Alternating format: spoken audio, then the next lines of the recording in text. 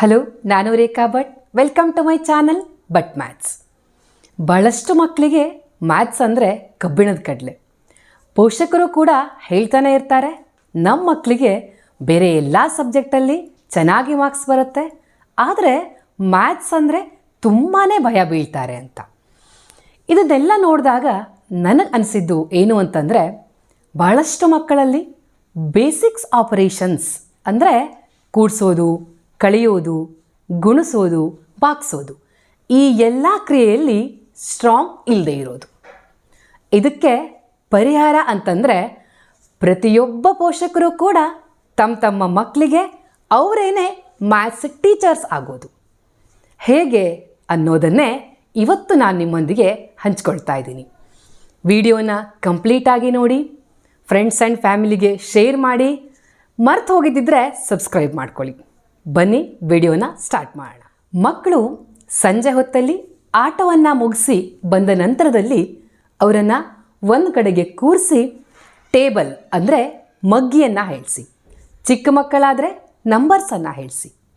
ಪ್ರತಿನಿತ್ಯ ಇದನ್ನು ಫಾಲೋ ಮಾಡಿದ್ದೇ ಆದರೆ ಅದರ ರಿಸಲ್ಟನ್ನು ನೀವೇ ನೋಡ್ತೀರಾ. ಪ್ರತಿದಿನ ಮನೆಗೆ ಹಾಲು ತಗೊಳ್ತೀವಿ, ಫಾರ್ ಎಕ್ಸಾಂಪಲ್ ಅರ್ಧ ಲೀಟರ್ ತಗೊಳ್ತೀವಿ ಅಂತ ಇಟ್ಕೊಳ್ಳಿ. ಮಕ್ಕಳಿಗೇನೆ ಆ ಲೆಕ್ಕವನ್ನು ಬರೆಯೋದನ್ನು ಕೊಟ್ಬಿಡಿ. ನೀವು ಕೂಡ ಒಂದು ಸ್ವಲ್ಪ ಅಬ್ಸರ್ವನ್ನು ಮಾಡ್ತಾ ಇರಿ, ಯಾಕಂದರೆ ಲೆಕ್ಕದಲ್ಲಿ ತಪ್ಪಾಗಬಾರ್ದಲ್ವ. ನೋಡಿ, ಆ ಅರ್ಧ ಲೀಟರ್ ಹಾಲು ನೆಕ್ಸ್ಟ್ ಡೇ ಅರ್ಧ ಲೀಟರ್ ಪ್ಲಸ್ ಅರ್ಧ ಲೀಟರ್ ಎಷ್ಟಾಗತ್ತೆ? 1 ಲೀಟರ್ ಅನ್ನೋದು ಆ ಮಗುವಿಗೇನೆ ಗೊತ್ತಿಲ್ಲದೇನೆ ಅದು ಲೆಕ್ಕವನ್ನು ಕಲಿಯುತ್ತೆ. ನಂತರದಲ್ಲಿ ತಿಂಗಳಿಗೆ ಎಷ್ಟಾಯಿತು ಆ ಸಣ್ಣ ಪುಟ್ಟ ಲೆಕ್ಕವನ್ನು ಅವರಿಗೆ ಮಾಡೋಕ್ಬಿಡಿ, ಆಗ ರಿಸಲ್ಟನ್ನು ನೀವೇ ನೋಡ್ತೀರಾ.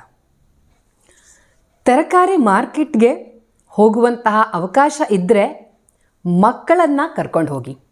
ಯಾಕೆ ಅಂದರೆ ತರಕಾರಿ ಮಾರ್ಕೆಟ್ ಅನ್ನೋದು ಮ್ಯಾಥಮೆಟಿಕ್ಸ್ ವರ್ಕ್ಶಾಪ್ ಅಂತ ಹೇಳೋಕ್ಕೆ ಇಷ್ಟಪಡ್ತೀನಿ. ಅಲ್ಲಿ ಏನಾಗುತ್ತೆ, ನಾವು ಎಂಟ್ರಿ ಆದ ತಕ್ಷಣ ನೀವು ನೋಡ್ತಿರ್ತೀರಾ, ಅಲ್ಲಿ ಕೂಗ್ತಾ ಇರ್ತಾರೆ ಏನಂದರೆ 1/4 kg ಕ್ಯಾರೆಟ್ಗೆ ಇಷ್ಟು, ಹಾಗೆಯೇ 2 kg ಈರುಳ್ಳಿಗೆ ಇಷ್ಟು ಅಂತ. ಆಗ ಆ ಮಗುವಿಗೆ 1/4 kgಗೆ ಫಾರ್ ಎಕ್ಸಾಂಪಲ್ 10 ರೂಪಾಯಿ ಆದರೆ 1 kg ಆಗಬೇಕು ಅಂದರೆ ಅದಕ್ಕೆ 4ರಿಂದ ಮಲ್ಟಿಪ್ಲೈ ಮಾಡಬೇಕು.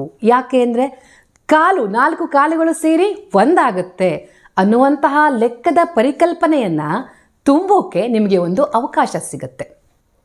ಮನೆಯಲ್ಲಿರುವಂತಹ ಕಾಯಿನ್ಗಳನ್ನು ಒಂದು ಬಾಕ್ಸನ್ನು ಅವ್ರಿಗೆ ಕೊಟ್ಟು ಅದರಲ್ಲಿ ಹಾಕೋಕೆ ಹೇಳಿ.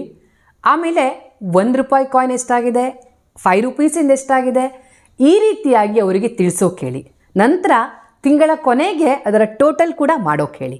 ಇದರಿಂದ ಕಾಯಿನ್ಗಳ ಪರಿಚಯ ಅವರಿಗೆ ಗೊತ್ತಿಲ್ಲದೇ ಆಗುತ್ತೆ. ತಿಂಗಳ ಖರ್ಚನ್ನು ಬರೆಯೋದು ಎಲ್ರಿಗೂ ಅಭ್ಯಾಸ ಇದ್ದೇ ಇರುತ್ತೆ. ಅದರ ಜೊತೆಗೆ ಮಕ್ಕಳಿಗೂ ಕೂಡ ಒಂದು ಚಿಕ್ಕ ಲೆಕ್ಕದ ಪುಸ್ತಕವನ್ನು ಕೊಡಿಸಿ ಅವರು ತಿಂಗಳಲ್ಲಿ ಎಷ್ಟು ಖರ್ಚು ಮಾಡ್ತಾರೆ ಅನ್ನೋದನ್ನು ಅದರಲ್ಲಿ ಬರೆಯೋಕ್ಕೆ ಹೇಳಿ. ನಂತರ ತಿಂಗಳ ಕೊನೆಯಲ್ಲಿ ಅವರಿಗೆ ಲೆಕ್ಕವನ್ನು ಕೂಡ ಮಾಡೋಕ್ಕೆ ಹೇಳಿ. ಇದರಿಂದ ಅವರಿಗೆ ಲೆಕ್ಕ ಮಾಡುವಂತಹ ವಿಧಾನ ಫಾಸ್ಟಾಗಿ ಗೊತ್ತಾಗ್ತಾ ಹೋಗುತ್ತೆ. ಪ್ರತಿಯೊಬ್ಬರ ಮನೆಯಲ್ಲೂ ವೆಹಿಕಲ್ ಇದ್ದೇ ಇರುತ್ತೆ. 2 ವೀಲರ್ ಆಗಿರ್ಬೋದು, 4 ವೀಲರ್ ಆಗಿರ್ಬೋದು. ಪೆಟ್ರೋಲನ್ನು ಹಾಕ್ಸೋಕೆ ಹೋಗ್ತೀವಿ, ನಮ್ಮ ಜೊತೆಗೆ ಮಕ್ಕಳಿದ್ದರೆ ಅವರನ್ನು ಕೂಡ ಕೆಳಗಡೆ ಇಳಿಸಿ ಅಲ್ಲಿ ನಡೆಯುವಂತಹ ಲೆಕ್ಕಾಚಾರವನ್ನು ತೋರಿಸಿ. ಫಾರ್ ಎಕ್ಸಾಂಪಲ್ 1 ಲೀಟರ್ ಪೆಟ್ರೋಲಿಗೆ 101 ರೂಪಾಯಿ ಆದರೆ ನಾವು 200 ರೂಪೀಸನ್ನು ಕೊಟ್ಟಿದ್ದೀವಿ ಅಂತಾದರೆ ಆಗ ನಮಗೆ 1.98 ಸಮಥಿಂಗ್ ಲೀಟರ್ ಪೆಟ್ರೋಲ್ ಸಿಗುತ್ತೆ. ಆಗ 0.98 ಅನ್ನೋದು ಡೆಸಿಮಲ್. ಅಲ್ಲಿ ಆ ಡೆಸಿಮಲ್ ಅನ್ನುವಂತಹ ಪರಿಕಲ್ಪನೆ ಮಕ್ಕಳಿಗೆ ತಿಳಿಯುತ್ತೆ. ಅಡುಗೆ ಮನೆಯಲ್ಲಿ ಸಣ್ಣ ಪುಟ್ಟ ಅಡುಗೆಯನ್ನು ಮಾಡಬೇಕಿದ್ರೆ ಅವರನ್ನು ಕೂಡ ಇನ್ವಾಲ್ವ್ ಮಾಡ್ಕೊಳ್ಳಿ. ಹೇಗೆ ಅಂತೀರಾ? ಫಾರ್ ಎಕ್ಸಾಂಪಲ್ ಫಿಲ್ಟರ್ ಕಾಫಿಯನ್ನು ನಾವು ರೆಡಿ ಮಾಡಬೇಕಾಗಿದೆ. ನಮಗೆ ಬೇಕಾಗಿರೋದು 1 ಕಪ್. ಆಗ ನಾವು ಅಲ್ಲಿ 3/4 ಕಪ್ ಹಾಲನ್ನು ತಗೊಳ್ತೀವಿ ಅಂತ ಆದರೆ 1 ಕಪ್ ರೆಡಿ ಮಾಡಬೇಕು. ಡಿಕಾಕ್ಷನ್ ಅಂತ ಏನು ಹೇಳ್ತೀವಿ, ಎಷ್ಟನ್ನು ಹಾಕಬೇಕು ಅಂತ ಆ ಮಕ್ಕಳಿಗೆ ಕೇಳಿ. ಗೊತ್ತಿಲ್ಲ ಅಂತಂದರೆ ನೀವೇನೇ ಅವರಿಗೆ ಬಿಡಿಸಿ ಹೇಳಿ. ಆಗ 3/4ಗೆ ನಾವು ಕಾಲನ್ನು ಸೇರಿಸಿದರೆ 1 ಆಗುತ್ತೆ ಅನ್ನೋದನ್ನು ಅವರಿಗೆ ತಿಳಿಸ್ಕೊಡಿ.